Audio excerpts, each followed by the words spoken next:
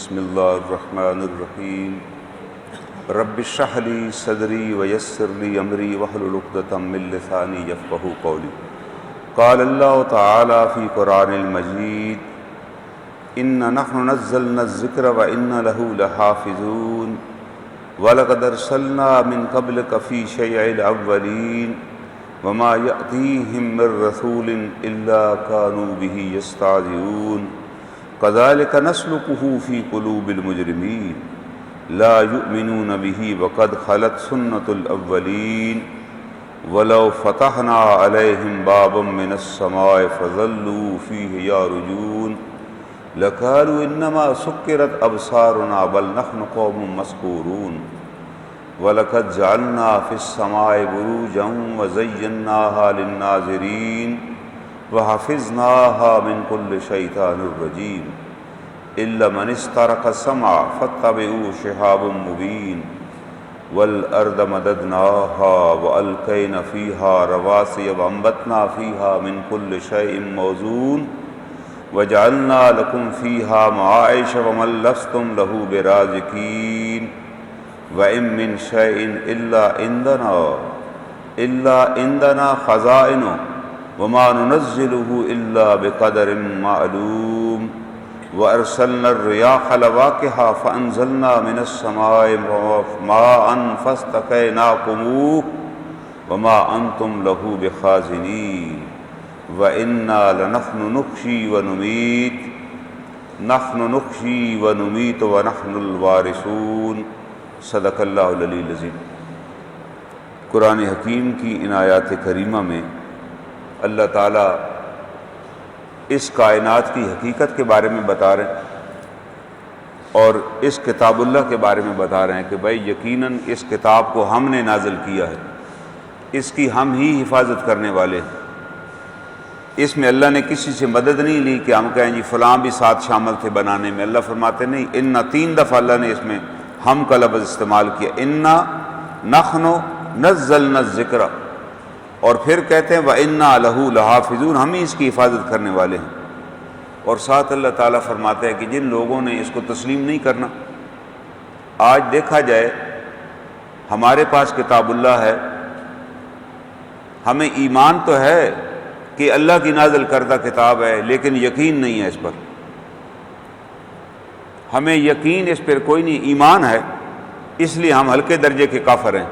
یقین ہوتا تو پورے مومن ہوتے، یقین ہوتا تو اس کے اندر جو حکم دیا ہوا ہے وہ بتا رہا ہے کہ بھائی یہ کام کریں گے تو نقصان ہوگا، ہم وہ نہ کرتے۔ یہ بے یقینی کی کیفیت ہے، اور اس کی وجہ جس آدمی کو اپنی موت کے بارے میں یقین ہو نا، کسی وقت بھی آ سکتی ہے، اس آدمی کو کتاب اللہ کا بھی یقین حاصل ہو جائے گا۔ اس کے ہر کام کے اندر آپ کو ایک نفاست نظر آئے گی، اس کا ہر کام آپ کو بڑا ٹرانسپیرنٹ نظر آئے گا، اس کے کاموں میں کوئی فراڈ ہی نہیں ہوگا، کیونکہ اسے پتہ ہے یار میں مرنے والا ہوں اور میں نے آگے جا کر جواب دینا۔ ہمیں پتہ تو ہے ہم نے مرنا ہے، یہ بھی پتہ ہے اٹھائے جانا ہے، اس پر ایمان ہے، فقط یقین نہیں ہے۔ قرآن کہتا ہے یوقنون، تمہیں یقین کی حد تک ہونا چاہیے کہ یار ہم نے مرنا ہے اور ہم نے جواب دینا ہے، ہم نے وہاں پیش ہونا ہے۔ بھائی اس میں تو ہم بچ ہی نہیں سکتے۔ ہم کس طرح پھر یہاں فراڈ کرتے ہیں؟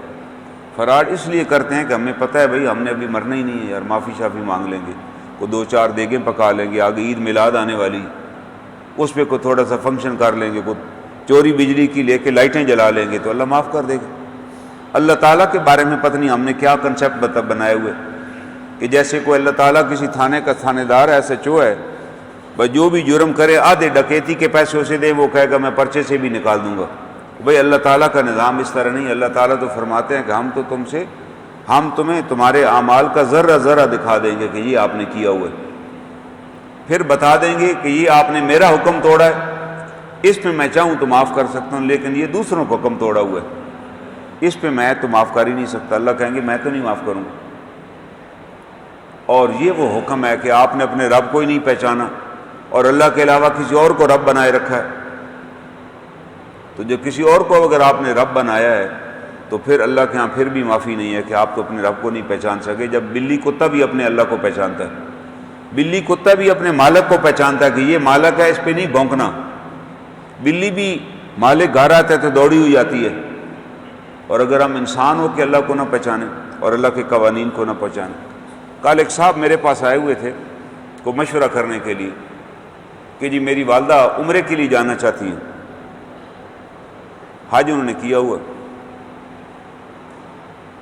میں نے کہا جی کس کے ساتھ جی جائیں کہ فلاں جی پیر صاحب جا رہے ہیں، تو انہیں ہر سال وہ جی اعلان کر دیتے ہیں تو لوگ پیسے جمع کراتے ہیں، وہ پھر ساروں کو لے جاتے ہیں۔ میں کہ وہ پیر آپ کے چاچے کا پتر ہے یا مامے کا پتر ہے؟ رشتہ دار ہے؟ رشتہ دار تو نہیں۔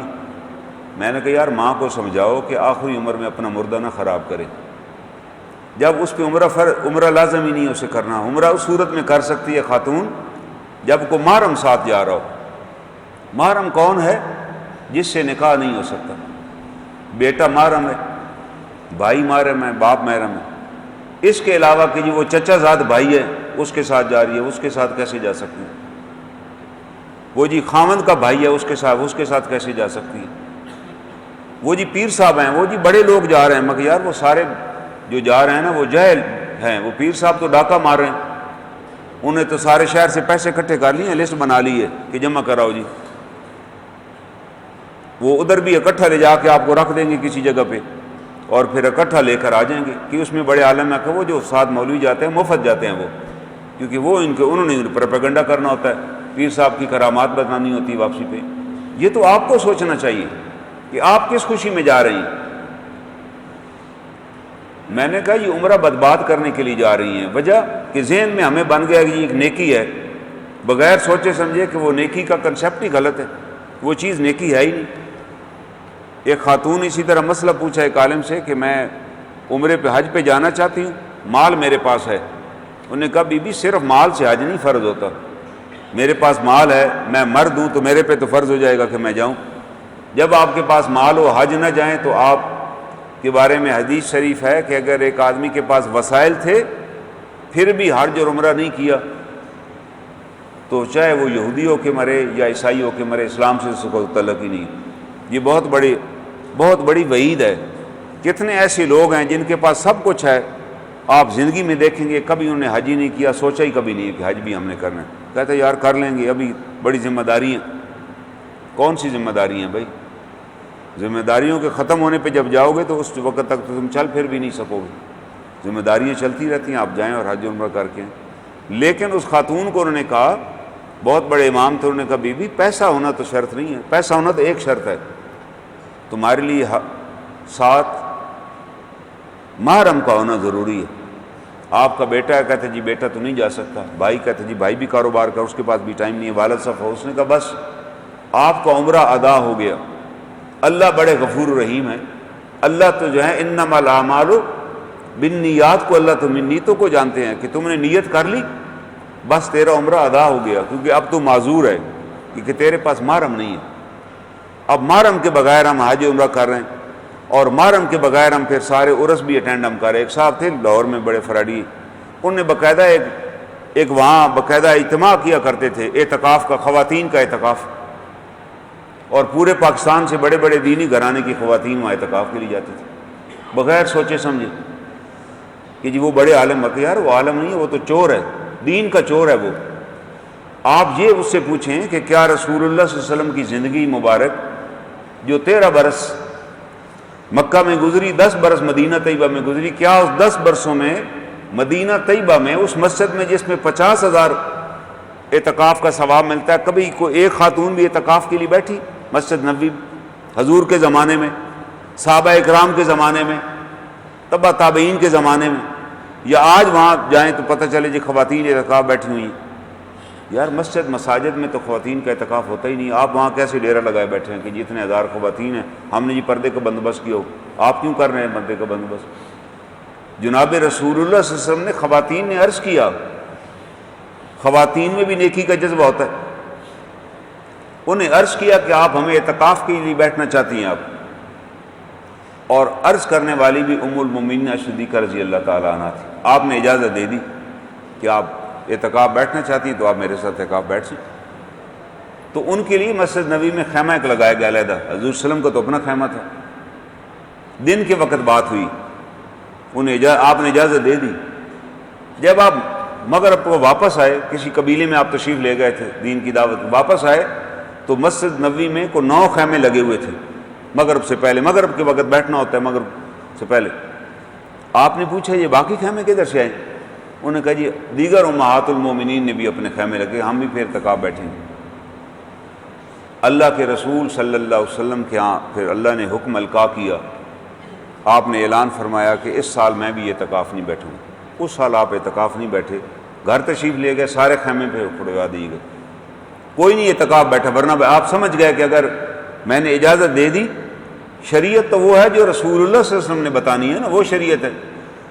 آپ نے ایک وقت پہ اس بات کا احساس کیا اور پھر آپ نے سوچا کہ نہیں اس سے تو یہ نقصان ہو جائے گا۔ اس کے بعد پھر آپ نے امہات المومنین اور خواتین کو کہا کہ تمہاری جو جائے نماز ہے یا تمہارا جو اعتکاف ہے فی قعر البیت، گھر کے اندر جو سب سے گہری جگہ ہے، یعنی آپ کا یہ گھر ہے، کمرہ ہے، اس کمرے کے آگے ایک اور پیچھے کمرہ بنا ہوا ہے جس کو گاؤں میں ہم کہتے تھے اگلا کمرہ۔ جی گاؤں میں آپ نے دیکھا ہوگا کئی کمرے بنے ہوتے ہیں، کوئی سامنے سین کے اندر 2 کمرے ہیں، اس کے پیچھے، انہوں نے کہا وہ پیچھے والا کمرہ جو ہے وہ آپ کی عبادت کے لیے سب سے زیادہ موزوں ہے، آپ وہاں جا کر بیٹھیں، کیونکہ سامنے والے کمرے میں تو جو گھر میں آتے ہیں مہمان عزیز و اقارب، وہ دیکھیں گے، کو بات کرے گا، آپ کسی سے پوچھیں گی تو آپ کا اعتکاف ضائع ہو جائے گا۔ آپ نے تو اللہ کی عبادت کرنی ہے۔ تو اس وقت سے لے کے آج تک خواتین کہاں اعتکاف بیٹھتی ہیں؟ گھر میں بیٹھتی۔ اور کتنی ایسی امہات المومنین ہیں جنہوں نے نبی اکرم صلی اللہ علیہ وسلم جب دنیا سے رخصت ہو گئے تو انہوں نے کوئی ایک عمرہ بھی نہیں کیا، ان کو تو کوئی مسئلہ نہیں تھا، ام المومنین تھی۔ ہاں حضرت عائشہ صدیقہ نے عمرہ کیا کیونکہ ان کے بھائی موجود تھے، ان کے بھائی عبداللہ بن ابوبکر موجود تھے، وہ بہن کو لے جاتے تھے۔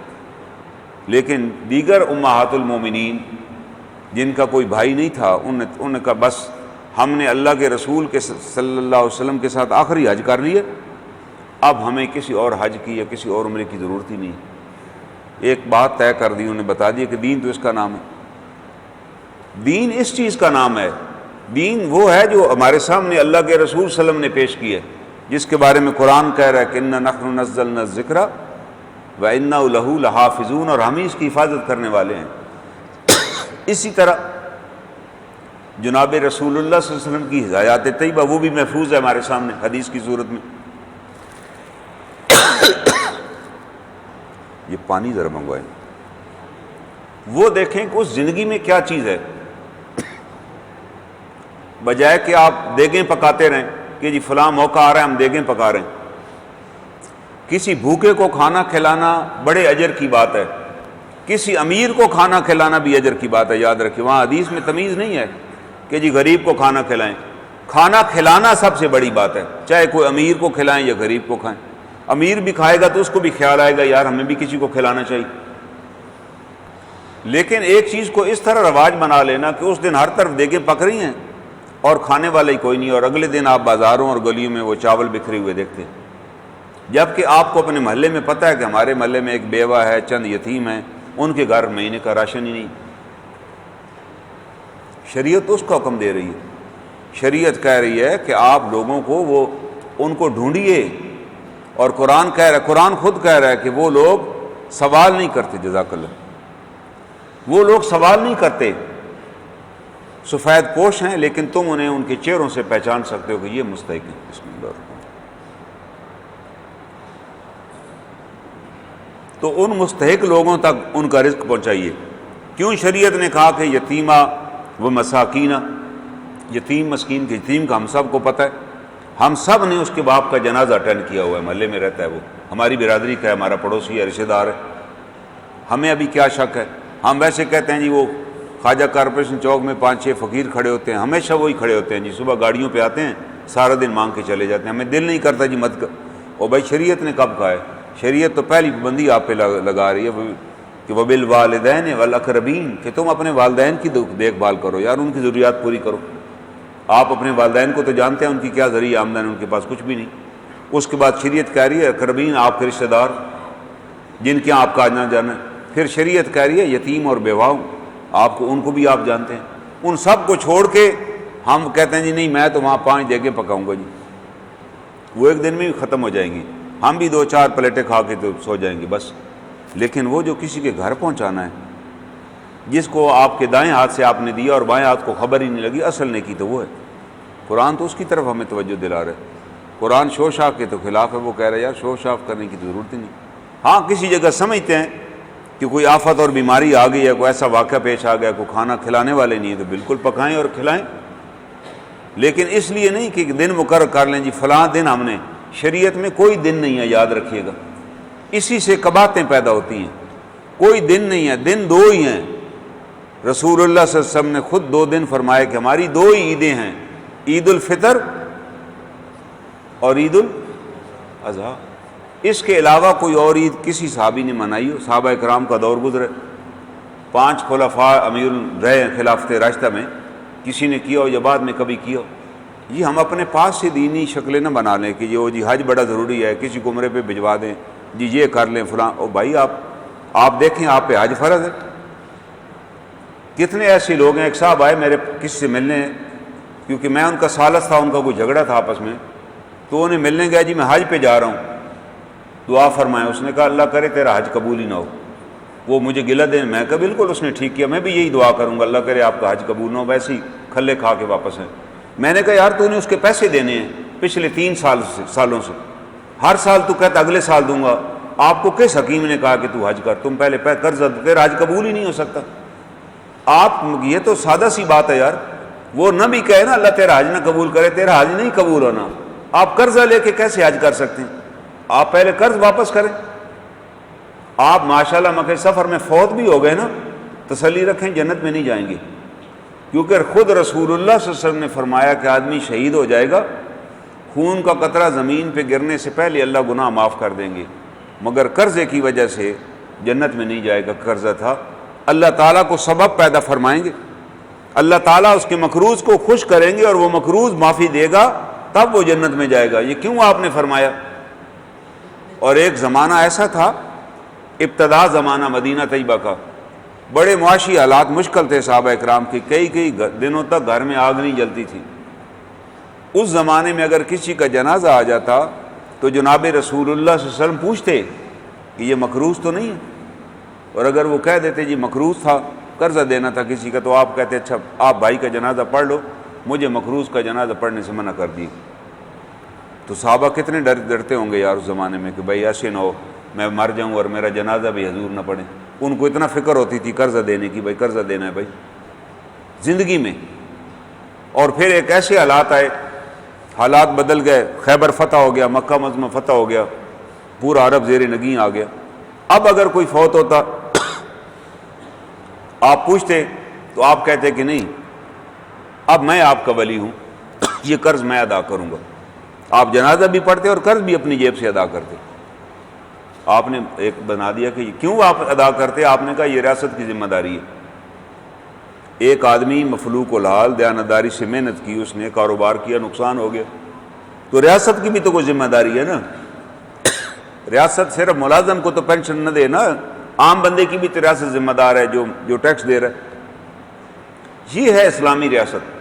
آپ نے کہا کہ نہیں یہ میں ادا کروں گا اپنے پاس سے، یہ بیت المال ادا کرے گی۔ آپ نے کسی مقروض کو اسے جانے نہیں دیا کہ چلو جی فوت ہو گیا تو سارے قرض ہم آپ کا، آپ نے کہا نہیں، اس کے ورثاء کو پیسے دیں، جس سے اس نے قرض لیا تھا وہ معاف کر دیں تو رہتا بات، لیکن آپ ادا تو کریں۔ شریعت نے کتنی چیزیں ہم پر لگائی ہیں کہ بھئی یہ ساری ضروریات دین ہیں، اس کے بعد دین کی کوئی شکل نکلے گی نا۔ آپ نہ قرضہ واپس کریں، قرضہ لے کے حج پہ چلے جائیں، کسی کے پیسے دبا لیں، مکان بنا لیں اور کوئی خیال ہی نہ کریں کہ یار کسی کی دیوار، کسی کے رقبے میں دیوار ڈالی کہ چلو یار وہ تو ہے نہیں تو ہم ہی بنا لیتے ہیں۔ یہ نہیں پتہ کہ اس کا کتنا بڑا کفارہ ہوگا کہ قیامت والے دن آپ نے فرمایا کہ نیچے تک کی زمین، وہ 6 انچ کا ٹکڑا جو نیچے میلوں تک جائے گا، وہ اٹھا کے اس کا توق بنا کے تمہارے گلے میں ڈالا جائے گا، اور تمہارا اپنا جسم اوت پہاڑ سے بھی بڑا ہوگا، اور تم وہ اٹھا کر لاؤ گے، لوگ دیکھیں گے، اور وہ زمین کہے گی کہ مجھے اس نے ہتھیا لیا تھا، مالک میرا فلاں تھا۔ ہمیں اس بات کا کوئی یقین ہے کہ ہم خیال کریں کہ یار ہم نے کل مرنا ہے، میں مکان بنا رہا ہوں، میں اپنے پڑوسی کو بلاؤں، 2-4 محلے کے بندے بلاؤں کہ یار میں دیوار بنانے لگوں، آپ دیکھیں کہیں میری دیوار دائیں بائیں نہ ہو جائے، کیونکہ وہ جو 6 انچ میں جگہ مار لوں گا وہ میں نے کبھی استعمال بھی نہیں کرنی، مجھے پتہ بھی نہیں ہونا وہ کدھر چلی گئی ہے، لیکن قیامت والے دن تو اللہ تعالیٰ ہمیں معاف کرے، ہم سے پوچھا جائے گا۔ یہ وہ سوالات ہیں جس کی ہمیں تیاری، جس کا ہمیں پرواہ نہیں، ہم سمجھ رہے ہیں کہ بس الحمدللہ نماز پڑھ رہی ہے جی، بڑی اچھی زندگی گزر رہی ہے اور ایمان کے ساتھ جنت میں داخل ہو جائیں گے۔ جنت ایسے تو نہیں مل جانی۔ اللہ تعالیٰ فرما رہے ہیں اس کتاب کو ہم نے اس کی حفاظت کی ہے، اور ساتھ اللہ تعالیٰ ایک بڑی اہم بات اس کتاب اللہ میں فرما رہے ہیں جو آج میں نے آپ کے سامنے تلاوت کی. اللہ تعالیٰ فرماتے ہیں یہ جو زمین ہے نا، وَجَعَلْنَا لَكُمْ فِيهَا مَعَائِشَ وَمَن لَّسْتُمْ لَهُ بِرَازِقِينَ، کہ زمین کے اندر ہم نے تمہاری معیشت رکھ دی ہے. وَمَن لَّسْتُمْ لَهُ بِرَازِقِينَ، اور ان کو بھی ہم معیشت دیتے ہیں، ان کو بھی ہم کھانے کا دیتے ہیں جن کو تم نہیں کھلاتے. کتنی دنیا کے اندر مخلوق ہے جس کو اللہ رزق دے رہے ہیں جس کا ہمیں پتہ بھی نہیں ہے، لیکن ہماری زندگی کا دار و مدار اس مخلوق کے اوپر ہے. امریکہ کی ایک ریاست میں یہ جو بھیڑیں ہوتی ہیں نا جو پانی پہ آ جاتی ہیں، وہ بھیڑیں بہت زیادہ ہو گئی تو انہوں نے فوراً کسی بچوں کی بھی کاٹ لی. تو کسی نے شکایت کی جی بچوں کو بھیڑوں نے کاٹا. تو کوئی بیوقوف سا ایڈمنسٹریٹر تھا وہاں، اس نے اس پوری ریاست میں پورا اتنا سپرے کروایا کہ ساری ریاست کی بھیڑیں ختم کروا دیں، بھیڑیں مر گئیں. اگلے سال اس ریاست کے اندر جلد کی بیماری پھیل گئی اور بڑے خطرناک طریقے سے پھیلی. جب اس پہ ریسرچ ہوئی تو انہوں نے کہا جی ایک بڑا معمولی سا جرثومہ ہے جو یہاں بڑا پایا جاتا ہے. انہوں نے کہا یار وہ پہلے جرثومہ کیوں نہیں تھا؟ جب ریسرچر اس بات پہ پہنچے انہوں نے کہا وہ جو بھیڑیں تھیں نا جی، وہ بھیڑوں کی خوراک یہ جرثومہ تھا. تو پھر جو جرثومہ تو ہر پانی میں ہوتا ہے وہ کھا لیتی تھی، کسی کو کاٹ بھی لیتی تھی. لیکن اب کیونکہ بھیڑ تو ہے کوئی نہیں جی، تو ایک اور ریاست سے بھیڑیں امپورٹ کی گئیں. پھر اللہ تعالیٰ فرما رہے ہیں کہ اس کائنات کے اندر ہم نے بیلنس رکھا ہوا ہے. بھائی آپ ایک چیز کو بالکل فالتو اور فضول سمجھ رہے، وہ چیز فالتو اور فضول تو نہیں ہے. کتنے ایسے درخت ہیں اگر پرندے ان درختوں پر نہ بیٹھیں تو ان کے اندر پھل ہی نہیں لگے گا.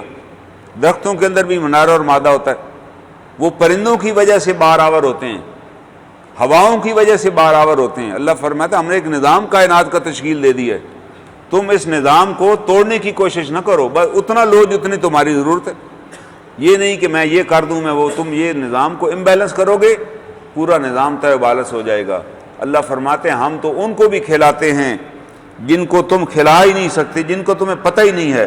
اور ساتھ اللہ تعالیٰ فرماتے ہیں وَمَا أَنْتُمْ لَهُ بِخَازِنِينَ وَأَرْسَلْنَا الرِّيَاحَ لَوَاقِحَ فَأَنزَلْنَا مِنَ السَّمَاءِ مَاءً فَأَسْقَيْنَاكُمُوهُ، ہم بارش آندھیاں چلاتے ہیں، ہم ہوائیں بھیجتے ہیں، وہ بادل لے کر آتی ہیں، ان بادلوں سے پانی برستا ہے اور وہ پانی تمہاری ضروریات پوری کرتا ہے. اس پانی سے دریا اور نہریں بہتی ہیں، وہ پانی زیر زمین چلا جاتا ہے، وہاں سے ہم پانی نکال کے پیتے رہتے ہیں. اگر یہ پانی اوپر کھڑا رہتا کسی جگہ تو یہاں بیماریاں پھیل جاتی. لیکن ہم کنواں کھودتے ہیں، ہم ٹیوب ویل لگاتے ہیں، نلکا لگاتے ہیں تو نیچے سے پانی آتا ہے، اس کو غبار آلود بھی نہیں ہوتا، صاف ستھرا ہوتا ہے. پہاڑوں کے اوپر برف کی صورت میں جمع ہوا ہے، دھوپ پڑتی ہے پگھلتا ہے، دریا آتے ہیں. اللہ تعالیٰ فرماتے ہیں یہ ایک نظام ہم نے قائم کیا ہے. ساتھ اللہ فرماتے ہیں وما انتم لہو بخازنین، تم اتنے پانی کے خزانے جمع بھی نہیں کر سکتے تھے. اگر ہم خود پلان کر لیتے کہ جی ہم کو پلاننگ کیسے، اللہ کہتے نہیں آپ نہیں کر سکتے. پوری کائنات کے اندر آپ ڈیم تو تب بنائیں گے اگر پانی بارش آپ کے کنٹرول میں ہو. بارشیں تو ہمارے کنٹرول میں ہیں. ہم تم اپنی عقل استعمال کرو، کوئی ڈیم بناؤ، جمع کرو، لیکن جب تک ہم نہ چاہیں تم کچھ بھی نہیں کر سکتے. یہ اللہ کا ایک نظام ہے جو اللہ نے پیدا کیا ہے. اور اللہ تعالیٰ فرماتے ہیں اس نظام کے اندر فائدہ ہے لوگوں کا. اور تم بھی اگر تمہارے پاس جو خزانہ ہے، ہم میں سے ہر آدمی کسی نہ کسی خزانے کا مالک ہے. اللہ تعالیٰ فرماتے ہیں اس خزانے میں تم دوسروں کو شریک کرو تو ہم تمہارے خزانے میں اضافہ کرتے چلے جائیں گے. یہ اللہ کا وعدہ ہے، یہی اللہ ہم سے چاہتے ہیں. اس پہ سام بن کے نہ بیٹھ جاؤ. ایک صحابی نے پوچھا کہ اگر میرے پاس ایک کھجور ہو، آپ نے کہا تم آدھی کھجور اللہ کی راہ میں دے دو. پھر آپ نے اس کا اجر بتایا کہ تم اگر آدھی کھجور بھی اللہ کی راہ میں دے دو گے تو وہ بھی تمہارے اور جہنم کے درمیان ایک دیوار بن جائے گی. وہ آدھی کھجور میں اتنی قوت اللہ رکھ دیں گے کہ جہنم کی حرارت تم تک نہیں پہنچے گی. وہ جو اخلاص کے ساتھ تم نے اللہ کی راہ میں دی ہوگی، اللہ تعالیٰ تو ذرے ذرے کا حساب رکھنے والے ہیں. وہ تمہیں نامراد کیسے کریں گے، وہ تمہیں اجر سے محروم کیسے کریں گے. اللہ نہیں اجر سے محروم کرتے. اللہ تعالیٰ خود دینے والے ہیں. اللہ تعالیٰ ہم سے بھی یہی چاہتے ہیں کہ آپ دینے والے بنیں، لڑنے والے نہ بنیں کہ آپ جم کر بیٹھ جائیں کہ جی میں تو دیتا ہی نہیں ہوں. وہ نکل جائے گا آپ کے ہاتھ سے اور بڑے برے طریقے سے نکلے گا، اس کا حساب علیحدہ دینا پڑے گا. عزت کے ساتھ کسی کو حق دے دیں گے تو اللہ اجر بھی عطا کریں گے، اللہ برکت بھی دیں گے. یہ اللہ تعالیٰ ہم سے چاہتے ہیں. لیکن اگر عزت سے نہیں دیں گے، قبضہ نہیں کر سکتے، رکھ نہیں سکتے. آپ کے کہیں جی میں دیتا ہی نہیں ہوں جی، آپ کیسے نہیں دیں گے؟ آپ کے ہاتھ پاؤں بھی بندھے ہوں گے اور آپ کے سامنے آپ کے ہاتھ سے چیز نکل جائے گی، آپ کچھ بھی نہیں کر سکیں گے۔ اللہ تعالیٰ بتا رہے ہیں کہ آپ اس کائنات میں دیکھیں تو صحیح کس طریقے سے میں اس نظام کو چلا رہا ہوں، اور اس نظام کا اختیار تمہیں دینا چاہتا ہوں کہ تم بھی اسی طرح چلاؤ۔ کیوں کہا گیا تخلقوا باخلاق اللہ، کہ اللہ تعالیٰ کے اخلاق اختیار کرو۔ اللہ تعالیٰ کسی سے نہیں مانگتے، ہم بھی کسی سے نہ مانگیں۔ اللہ تعالیٰ کسی توقع نہیں کرتے تو ہم بھی کسی سے توقع نہ کریں۔ اللہ تعالیٰ کسی سے سوال نہیں کرتے، اللہ کہتے ہیں تم بھی کسی سے سوال نہ کرو، صرف مجھ سے سوال کرو، میں ہی ہوں نا جس نے تمہیں پیدا کیا، میں چاہے مجھ سے سوال کرو۔ وجہ یہی تھی کہ سیدنا عمر رضی اللہ تعالیٰ عنہ یہ دعا مانگا کرتے تھے، اے الہ العالمین، جس طرح تو یہ پسند نہیں کرتا کہ میرا ماتھا تیرے سوا کسی اور کے آگے جھکے، اسی طرح مجھے توفیق نہ دینا کہ میرے ہاتھ بھی کسی کے آگے اٹھیں، کہ مہربانی کریں جی یہ میرا کام کر دیں، کسی کے آگے میں ہاتھ نہ اٹھاؤں۔ میں اپنے ہاتھ کس کے آگے اٹھاؤں؟ رب ذوالجلال کے آگے اٹھاؤں جو عطا کرنے والا ہے، اور وہ کہہ رہا ہے کہ میں عطا کروں گا، آپ آگے دیں۔ جناب رسول اللہ صلی اللہ علیہ وسلم سیدنا بلال کے گھر تشریف لے گئے، ہجرت کر کے آئے تھے مدینہ منورہ سے، بڑی غربت دیکھی تھی، غلام تھے، سارا دن وہ کام لیتا، رات کو سونے سے پہلے وہ جو کا گٹو پاس رکھ دیتا کہ یہ رات کو آپ نے پیسنے ہیں۔ اور جناب رسول اللہ صلی اللہ علیہ وسلم ایک دن گلی سے گزرے، آپ کو رونے کی آواز آئی، آپ چلے گئے، دیکھا تو ایک چھوٹی سی جھونپڑی کٹیا سی، وہاں ایک غلام سویا ہوا ہے، اس کے پاس جو پڑے ہوئے۔ آپ نے کہا تم کیوں رو رہے ہو؟ کہنے لگے جی مجھے بخار ہے، سارا دن میں کام کرتا ہوں، مالک نے جو دیے ہوئے ہیں، اس نے صبح پوچھنا ہے، امیہ بن خلف بڑا ظالم شخص ہے، وہ تو مجھے مار مار کے کوڑوں سے میری کھال ادھیڑ دے گا، میں پیس نہیں سکتا، میرے میں سکت نہیں ہے۔ آپ نے کہا کوئی بات نہیں تم سو جاؤ۔ آپ نے اس جو کو پیسا، چلے گئے۔ اگلی رات آپ پھر تشریف لائے، اس کے لیے کو کھانے کی چیز بھی لائے، اس کو گرم دودھ پلایا، انہیں کہا آج میری طبیعت بہتر ہے۔ آپ نے کہا بس تو سو جاؤ، میں آج تمہارے جو پیسوں گا۔ آپ نے پھر رات لگائی جو پوچھے۔ تیسری رات انہوں نے پوچھا جی آپ کون ہیں؟ اس غلام کو اتنا پتہ نہیں تھا، اس نے حضور صلی اللہ علیہ وسلم کو، اس کو اتنا وقت بھی کبھی نہیں ملا تھا کہ مکہ مدینہ جناب رسول اللہ صلی اللہ علیہ وسلم کبھی مل لیتا۔ وہ سارا دن ان کے اونٹ لے کے سارا دن چرانے چلا جاتا، رات کو آ کے جو پیستا، صبح اس کو ہوش ہی نہیں ہوتی تھی۔ آپ نے فرمایا کہ میں محمد ہوں صلی اللہ علیہ وسلم، اللہ کا رسول ہوں، اور اللہ نے اس امت میں مجھے نبی بنا کر بھیجا، اور میری یہ دعوت ہے کہ اللہ کے سوا کوئی عبادت کے لائق نہیں ہے۔ انہوں نے کہا خدا آپ سچ کہہ رہے ہیں، میں سوچ بھی نہیں سکتا کہ کیا قریش کا کوئی سردار، قریش کے سردار اپنے ساتھ کسی غلام کو نہیں بیٹھنے دیتے تھے، اور کسی قریشی سردار کی موجودگی میں غلام جوتا بھی نہیں پہن سکتا تھا، اور کسی قریشی سردار کے مقابلے پہ کوئی غلام لباس بھی نہیں پہن سکتا تھا، کسی قریشی کی موجودگی میں غلام گھوڑے پر سواری بھی نہیں کر سکتا تھا، اور اگر قریشی چل رہا ہوتا تو غلام نے بہت بڑا ایک ڈنڈا اٹھایا ہوتا، اس کے اوپر کپڑا لگا ہوتا، اور وہ کپڑا آگے آگے لے کر چلتا تاکہ قریشی پہ دھوپ نہ پڑے، اور وہ ساری دھوپ تو اس پہ پڑتی تھی۔ یہ ان کی زندگی تھی۔ پانی پینے کا تو سوچ ہی نہیں سکتا تھا کہ مالک کی موجودگی میں پانی پی لے۔ اس نے کہا ہم تو اس قابل ہی نہیں ہے کہ ہمارے ساتھ ہی کو بیٹھے یا پاس بٹھائے، آپ قریش کے ہیں اور بنو ہاشم کے ہیں، اور آپ تو روز رات آپ کے اپنے ہاتھوں سے مجھے کھانا کھلاتے ہیں اور میرے جو پیستے ہیں، اور خدا کی قسم آپ اللہ کے نبی ہیں اگر آپ یہ بات فرما رہے ہیں۔ یہ وہ خبر تھی جو بلال نے قبول کی، اور پھر بلال کا جب مشرکین مکہ کو پتہ چل گیا کہ یہ اسلام قبول کر چکے ہیں، پھر مکہ کی پتھریلی گلیوں میں انہیں گھسیٹا جاتا تھا اور ان کا خون رستا تھا، اور جب زخمی ہو جاتے، خوب جسم چھل جاتا، پھر ان کو لے کر وہ ریت کے صحرا میں ڈال دیتے اور سینے پہ پتھر رکھ دیتے، اور پھر پوچھتے کہ بتاؤ خدا کون ہے؟ تو آپ کہتے واحد واحد، اللہ ایک ہے، اللہ ایک ہے۔ وہ پھر تڑپاتے، وہ پھر وہی کہتے، یہاں تک کہ حضرت ابوبکر صدیق نے انہیں اس حالت میں دیکھا تو انہوں نے کہا کہ میں اس غلام کو خریدنا چاہتا ہوں۔ انہوں نے کہا یہ غلام اس قابل ہی نہیں ہے کہ خریدا جائے، ہم اس سے عاجز ہیں۔ انہوں نے کہا جیسا بھی ہے، اس نے بڑی قیمت مانگی، آپ نے اسی وقت قیمت ادا کر کے اسے لے آئے، اور جناب حضور صلی اللہ علیہ وسلم کی میت نصیب ہوئی۔ آپ نے کہا مجھے اللہ سے امید ہے کہ میں سب سے پہلے جنت میں داخل ہوں گا، اور مجھ سے پہلے بلال داخل ہوں گے، کیونکہ میری اونٹنی کی نکیل ان کے ہاتھوں میں ہوگی۔ پھر وہ بیت اللہ جس کی چھت پہ بت تھے، آپ نے حضرت بلال کو کہا کہ اس کی چھت پہ چڑھ جاؤ تاکہ بتوں کو توڑو اور اس کی چھت پہ چڑھ کر اذان دو۔ یہ مکہ والے سوچ ہی نہیں سکتے تھے کہ حبشی بلال بھی ہمارے بیت اللہ پہ چڑھ کے اذان دے سکتا ہے، وہ تو سوچ داخل ہونے بھی نہیں دیتے تھے۔ اللہ نے اس کی برکت سے کتنا ایمان عطا کیا، کیا مقام عطا کیا۔ جب مدینہ طیبہ آئے تو حضور ان کے گھر تشریف لے گئے، کمرے میں سین میں آئے تو برآمدے میں ایک ڈھیر تھا کھجوروں کا، بڑی اسرت دیکھی تھی نا۔ بندہ جب بھوکا ہو نا تو پھر وہ کہتا ہے چلو کسی جگہ موقع ملے، کہتا ہے یار اچھا کھانا مل رہا ہے کھانا کھا لیتے ہیں۔ پھر وہ نہیں کہتا کپڑے خریدیں، کہتا ہے یار ہم تو کئی دنوں سے بھوکے ہیں، آپ کھانا پہلے کھائیں بعد میں کوئی کام کریں گے۔ تھکا ہوا ہو تو کہتا ہے یار کھانا بھی نہیں کھاتے، مجھے سونے دے یار، میں کئی دنوں سے سویا نہیں۔ تو آپ نے بلال کے گھر جب وہ کھجوریں دیکھی نا تو پوچھا کہ بلال یہ کیا؟